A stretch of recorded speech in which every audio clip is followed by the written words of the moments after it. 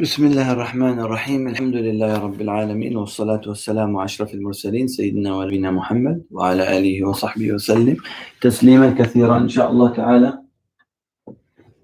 بسم الله الرحمن الرحيم. بسم الله. إن شاء الله we want to continue our Fiqh of Fasting series and continue with some of the questions that pertain to some of the things that might or might not invalidate the fast. So the first question we have today is about a student of knowledge, especially those higher, the students, the graduate students of higher education, board exams, many of these really difficult exams that they might get into, and they need to break the fast and what have you, and they're asking if they can break the fast due to the nature of the exam. So the answer would come back very similar to many answers that we said, depending really on the nature of the exam. If we're talking about high school exams, final exams, college final exams, those are undergraduate, that is, those are not considered to be a unique nature of exams and what have you, and they are not, or we are not permitted, and it is not permissible for us to break our Ramadan fast because of these type of exams. However, for exams similar to board exams, very difficult exams that end up making it or breaking it to someone just once a year, that they are only allowed at a very specified windows where they cannot change it or what have you. And the nature of the exam is that they go in very, very restricted rules, and they cannot leave the hall. If they have to leave the hall, they have to leave the hall with permission and with monitoring and what have you. And it would be very difficult for them to focus on such critical exam and what have you. The answer would be very similar to what we answered before about those who have some difficult, rigid jobs that would not allow them to be able to continue. And it would cause another major harm on them if they actually continue fasting. With that type nature of exams, yes, it is permissible for that student to break the fast of that day in Ramadan and to make it up later on. But it has to be with these details that we give it. So it's not just any exams or what have you. Another question says about passing out or losing absolute consciousness because of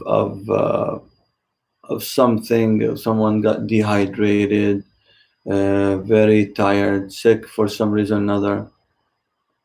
Or a similar question would be coma, or a similar question would be someone is going through an operation that would require him to go through the process of receiving anesthesia and being put to sleep for a few good hours, like 2 hours, 3 hours, 4 hours, and then that person would wake up.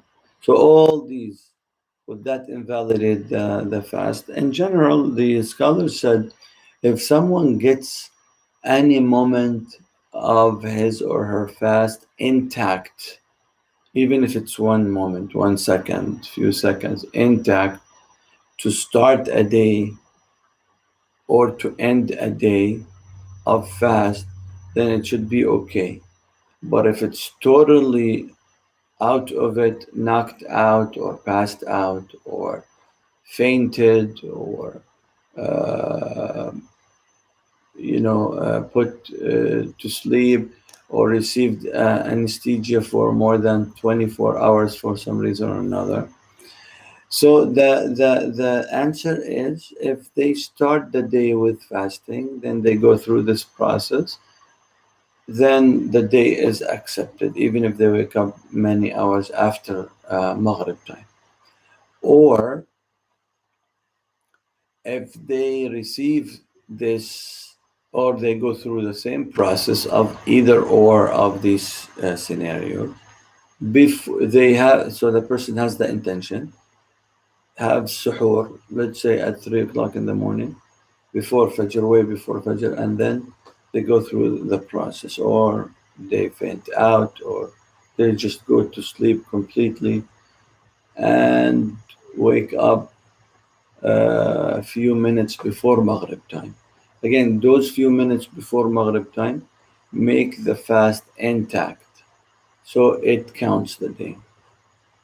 The issue would be if someone is not awake, or fainted, or in a coma, or put to sleep with anesthesia and what have you, before Fajr, and goes all the way to after Maghrib, and does not wake up one moment of the day of the fast. This is where the scholars said that this day would not be counted.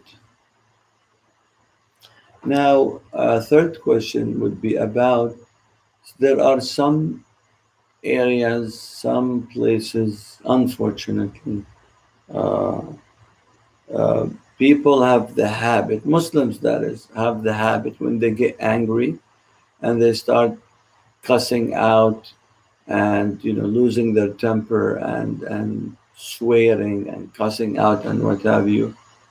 And part of it is that they start cussing out Allah, and cussing out His deen, or cussing out Prophet Muhammad Sallallahu Alaihi Wasallam. And they know it's wrong. It's not like they're ignorant of the ruling or something, but it became a habit on their tongue. And the scholars keep telling them, you can't do that. This is haram. You just can't cuss out any of those three. These are the pillars of the deen: Allah, His deen, and His Messenger, Prophet Muhammad Sallallahu Alaihi Wasallam. But they don't do anything about it. So the question is that, what if someone actually is fasting and did that and keeps doing that? And the scholars said, because the person is not doing anything about it, and is not taking any serious steps to stop this absolute awful habit, then they are considered to be a kafir. Because they are. What else do you need more than cussing out Allah subhanahu wa ta'ala, and cussing out His deen, and cussing out His Messenger Muhammad sallallahu alaihi wasallam, purposefully knowing that this is an act that will take that person out of the boundaries of Islam, and they still don't do anything serious about it, except that we are trying, we will see, and how it is. This is serious. And some scholars considered this to be a murtad. A murtad means that he is out of the boundaries of Islam. And if a person is out of the boundaries of Islam, that by itself, that act by itself, invalidates the fast in the middle of the day. So if they come back to repent later on, and when they cool down and they relax, astaghfirullah, astaghfirullah, astaghfirullah, they still need to accept Islam from all over again, and the day will not count it for them. They have to start. Of course, these are severe cases, but unfortunately they're happening. And Allah subhanahu wa ta'ala wants people to be very serious about this. So they cannot take it lightly. They keep doing this awful habit and they don't do anything about it. And then when they are told that you are no longer a Muslim and your fasts will not be accepted, your salah will not be accepted, even your living and your relationship with your wife, she's no longer will be your wife. The contract, the pillars of the contract would invalidate naturally. A fasq, it would just nullifies itself, because you became a kafir now. The second you tell them this, they go uproar and they go crazy. I'm a Muslim, I believe in Allah, I love Allah, I love His deen, I love His Prophet, but it's just a bad habit. No, that's not acceptable. If it was at the beginning and they're training themselves, yes, the scholar said that will be considered. But if it becomes a habit and they don't do anything about it, and they're not serious about it, and they keep repeating it, then they have to be seriously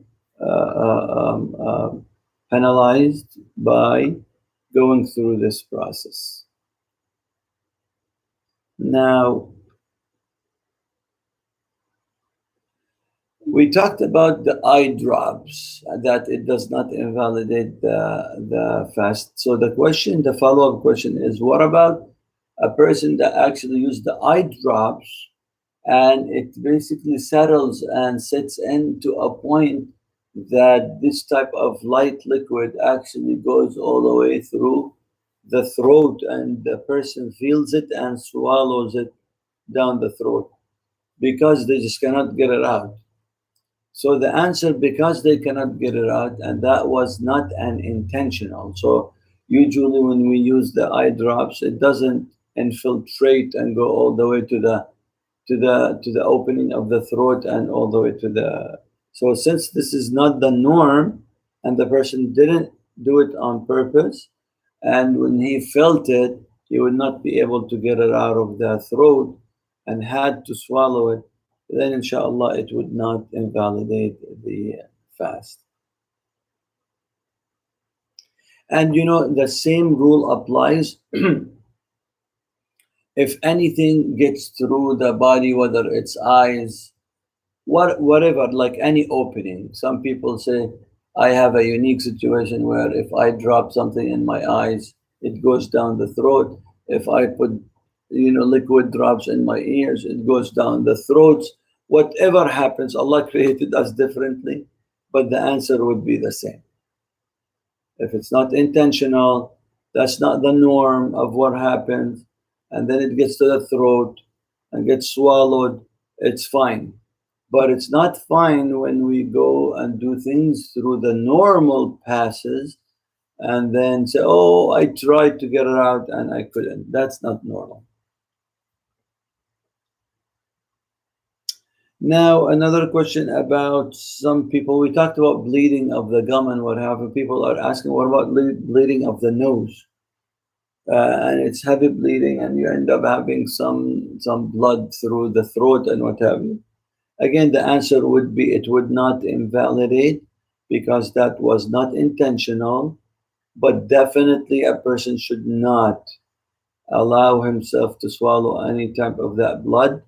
Whatever is able to spit it out, and whatever is remaining and uh, unaccessible, it's inaccessible. You cannot just get it out, and you just have to swallow in the remaining. Then that is fine, and it does not invalidate the fast. Some people asking about a medication type that is put under a pill or a very fine sheet of paper that dissolves, a pill that dissolves. It's put under the tongue, and it's mainly for heart disease patients or patients. Is it okay? The answer, yes, it's okay and does not invalidate the fast because it did not get swallowed through the normal passes of throat to the stomach.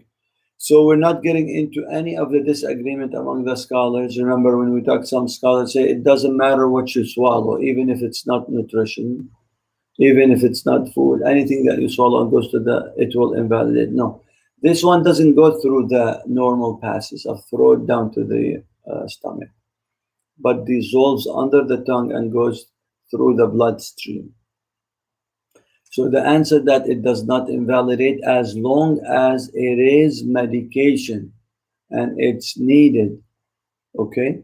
And if the patient ends up actually feeling any type of remaining, like physical remaining, they need to spit out the remaining. But whatever dissolved naturally and went through the bloodstream is fine. Which means that does not be applied to other uh, common, to other things or commodities, like some people do to refresh the breath and what have you. They end up doing uh, they end up doing refreshing of some type of smell of mint, refreshing smell, and it takes the smell out and it changes the breath smell and what. No, absolutely not accepted. We were talking about only medications. The question is about smoking. Is smoking cigarette would invalidate the fast? And the scholars have agreed that smoking does invalidate the fast, because some people came with the idea of spreading that smoking doesn't invalidate because it doesn't go through the throat to the stomach, but rather goes to the lungs, similar to the um, asthma patients that they have to take this prayer that we talked about. And the answer is, this is a very bad analogy, that it does not apply. That analogy was for a major necessities of life.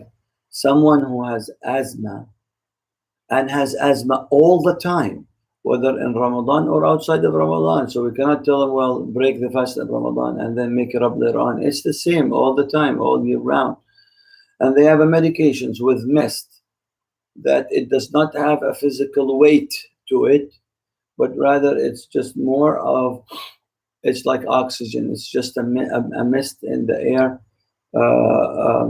or whatever we want to call it, a smoke, or something like you smell, or whatever it is we want to call it. It does not have a weight to it. It does not turn into something physical, and it goes through the lung. It doesn't go through that, but it's medication.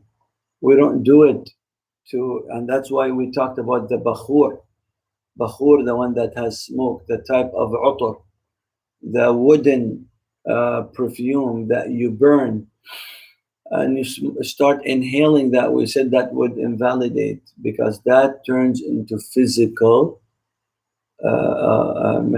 becoming a physical weight that actually gets swallowed, even if it goes to the lungs, because that went through the nose and through the throat to the lung, but didn't go to the stomach, but went to the lung, and that would invalidate if it is something not part of the basic necessities of medication. So it only restricts to the medication.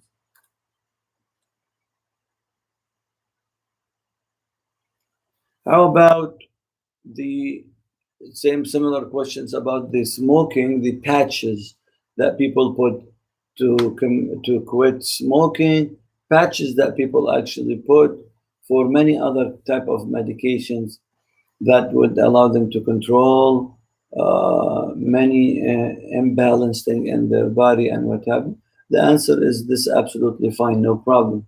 First of all, it's medications and it's needed. Second of all, it does not go through the normal passes of consuming something, of throat, mouth, nose, down to the throat, down to the stomach. So those patches that are put on the body is fine, inshallah. Um, we talked about acid reflexes, but a question here says about people who have the habit to burp, just burp. Uh, and that burp basically releases a lot of gases and pressure on their stomach and what have. And the answer is fine as long as it's air, like it's air burp. So they're just letting out and releasing out gas, and it does not include any type of pushing out food and then swallowing that food again. That is something is burp is usually something that people just release air. If that's the case, yes. But if they actually release food with it, then it becomes similar to what to vomiting, and it takes the same ruling that if it gets swallowed on purpose, then it invalidates the fast. If it gets swallowed unintentionally and because a person doesn't have any control of it, then it does not invalidate the fast. People are asking about medications to gargle with. So it's not a mouthwash. Mouthwash is not allowed because we're not allowed to gargle with anything besides water, because water was approved by fasting. I'm sorry, by wudu. Allah allowed it and allowed it only for wudu, for necessity. And Prophet Muhammad said, actually, when you are fasting, do not be extravagant about it. Even with the wudu, even with washing your mouth with water, don't become so extravagant like gargling with water that most likely something is gonna go down your throat and it's gonna wet that area down and say, oh, and then you spit it out, and then remaining things on the throat, oh, I could not get it out. No, that would actually invalidate, because Prophet ﷺ allowed washing of the mouth during wudu, but said don't be extravagant about it. Don't be excessive so you can swallow. Same thing goes for gargling. It's for medications. It's okay, inshallah. Even if a person has to gargle and spit out, and then some remaining would be still around the walls of the mouth that has to be swallowed, it is okay. What can we do? These are medications. We can't do anything about it, and the patient has to do it during Ramadan and outside of Ramadan. So even when they get to make it up later on, it's the same issue. But it's not an answer for people for convenience and for mouthwash and to refresh their breath and what have you.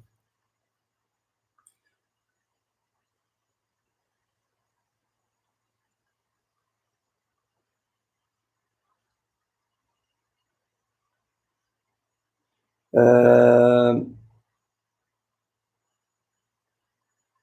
The question says about making up. When people misses few days of Ramadan and they want to make it up later on, do they have to make it up right after each other, like consecutive days, or can they spread it out? The answer, they can spread it out.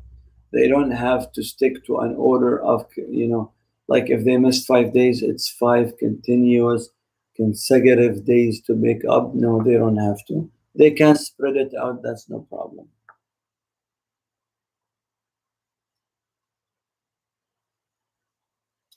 Now, another good question comes, which is the make up of the fast later on. When people make up the fast of the missed days during Ramadan, when they make up the 5 days later on, let's say in Shawwal after Ramadan, would it carry the same ruling? And this is a very good question. The answer is not necessarily, actually. So it does carry the same ruling of being mandated, obligated, and they have to make it up. It's not optional. Remember, they cannot resort to giving money and khalas. No, they have to make it up like they did in Ramadan. Then, when they make it up in Shawwal, when they start the day, they cannot say in the middle of the day, I don't feel like I want to continue my fast. No, that's an obligation fast. It's a makeup for a missed day in Ramadan. They cannot break their fast. They have to continue. Unless it's a legitimate reason would allow them to break the fast, similar to Ramadan one. However, there are some rulings in Ramadan. Obligation of Ramadan doesn't apply outside of Ramadan. Something similar to someone who is actually making up the day outside of Ramadan and end up that person, that husband ends up feeling like he wants to have a relationship of intercourse with his wife and ends up having a sexual intercourse relationship with his wife during Ramadan, that's the hefty penalty of the makeup would be to free a slave which is not available. Then the next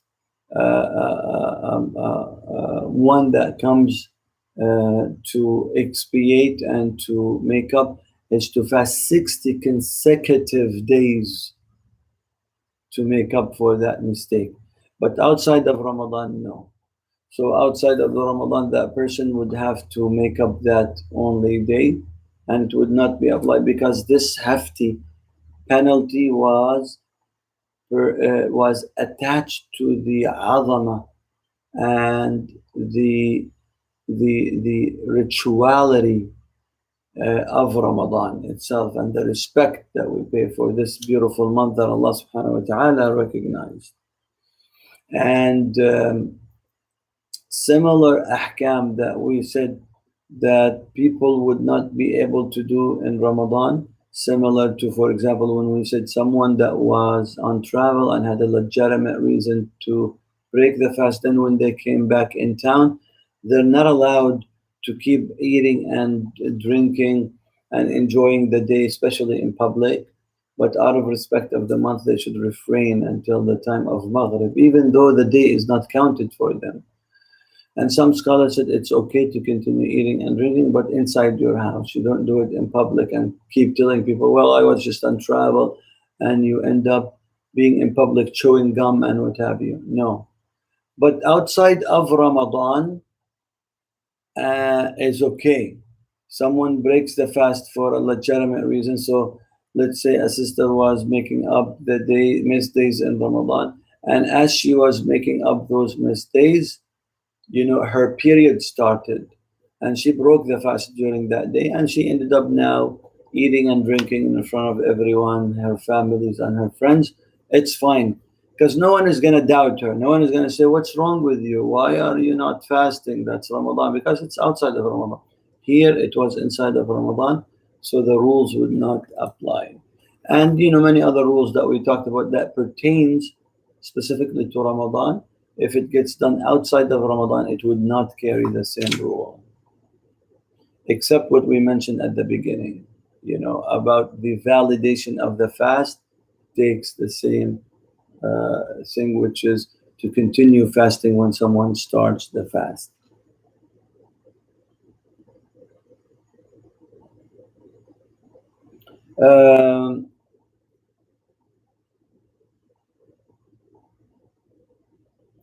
A question is, what about someone that actually, we talked about someone missing out on the missed days. So someone has 5 missed days of the previous Ramadan and does not make them up and goes into another Ramadan. We talked about this and what is the consequences. And we said some scholars say that not only he needs to make up the days, but also to pay kafara, a penalty, an expiation for his laziness.